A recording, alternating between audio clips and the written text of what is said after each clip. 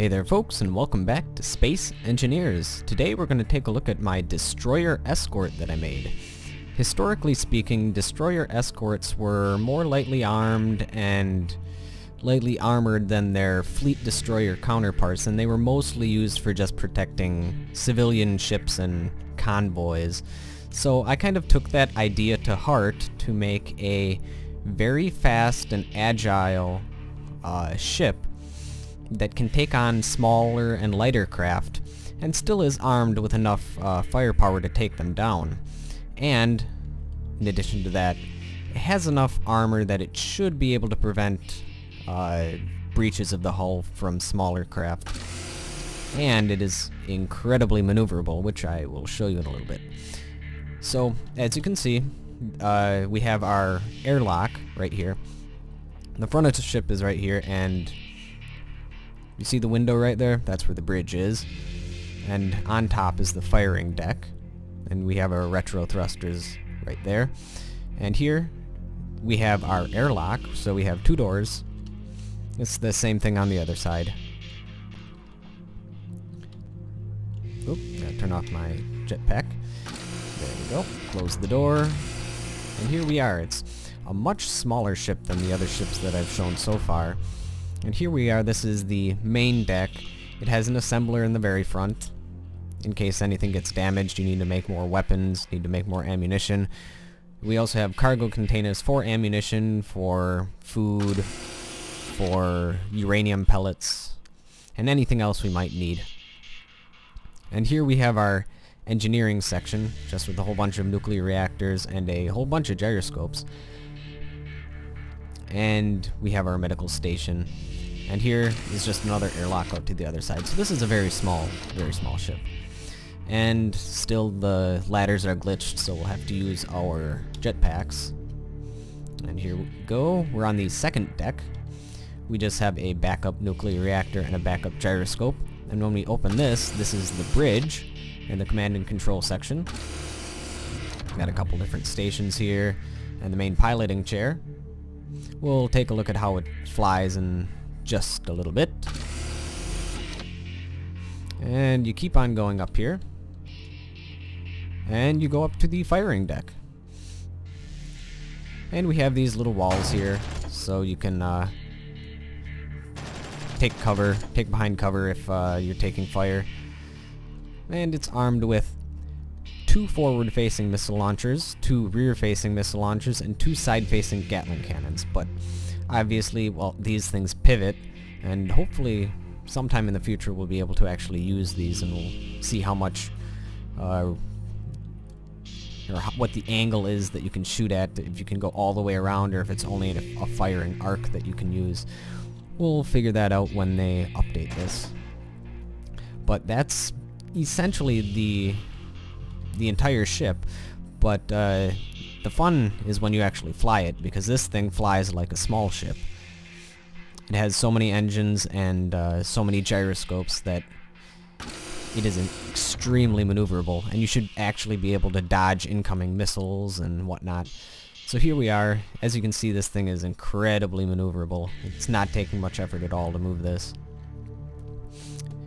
And over here, they're just 2 small craft that might go up against a small escort destroyer like this. We'll take a look at those in a little bit. And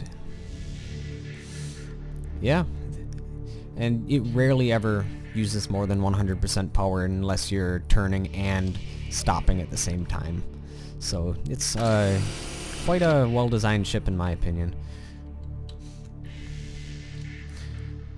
And one thing that I forgot to do last episode was I didn't actually test the durability of my escort, or not my escort carrier, my battle carrier.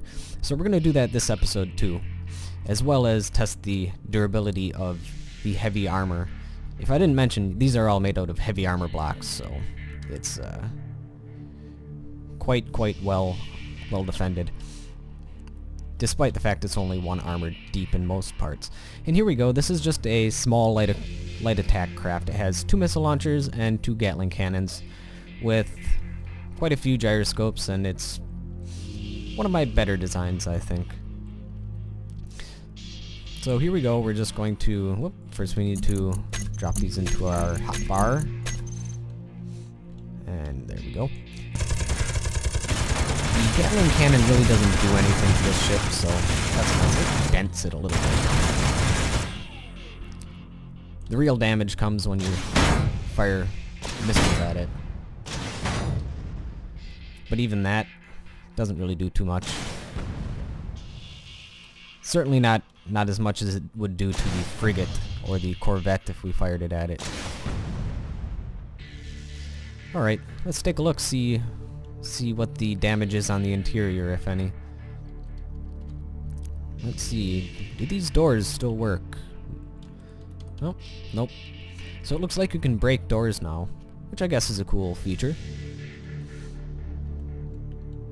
Let's see here, that door is probably shot too.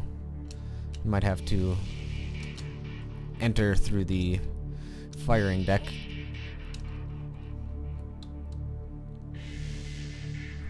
Here we go, drop down to the bottom.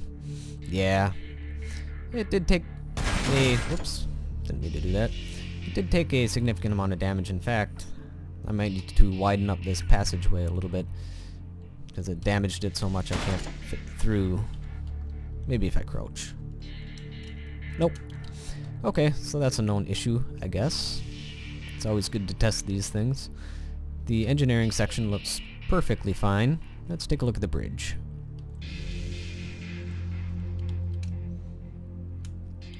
Oop, that's not the bridge. Okay, so there's a little bit of damage. But all in all, the bridge is in the center of the ship, so it'll take a lot more to damage it. And thing that still flies fairly well. We might have lost one engine. Let's take a look. Yep, I lost one engine in the front and that was it. So, it's a fairly good design, I think.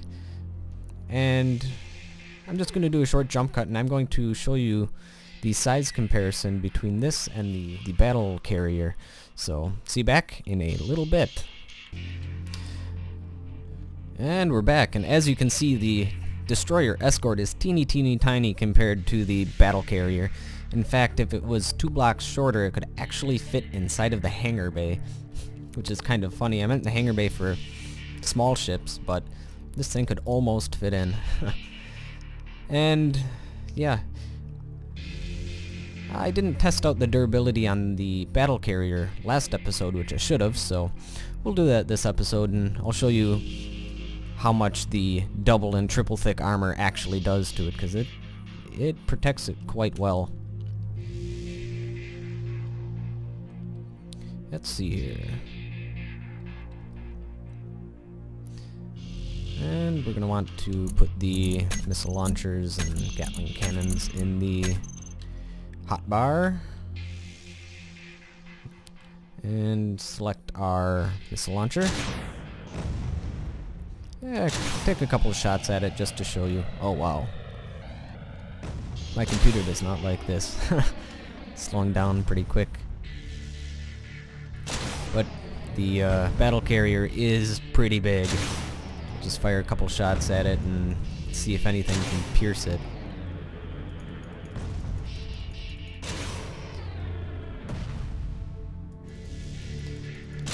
Yeah.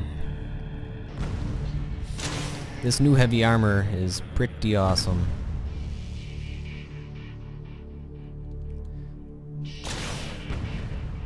Let's just try to burrow through, see how many it does take. There's 2... 4? Will 4 do it? My computer's crying out in agony. Nope, still not through after 4. Let's see if 6 will do it. Nope, 6 still didn't do it. There we go. Nope, 8 didn't do it either. I think that... no, nope. 10? 10 missiles in the same spot? Let's see.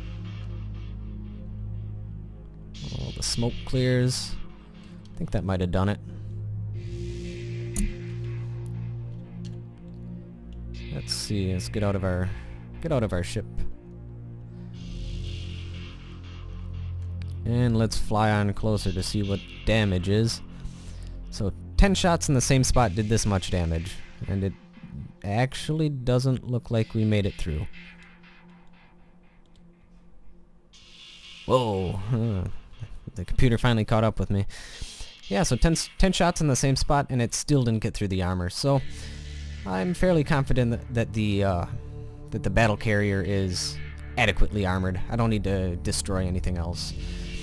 So, alright, thank you guys for watching this short episode. I'll keep you guys posted on any further updates, so thank you guys for watching, and I will see you next time. Actually, quick before I let you guys go, those 10 shots, they actually did manage to pierce this. Just barely. Alright, this really is the end of the episode. Thank you guys for watching. I'll see you next time.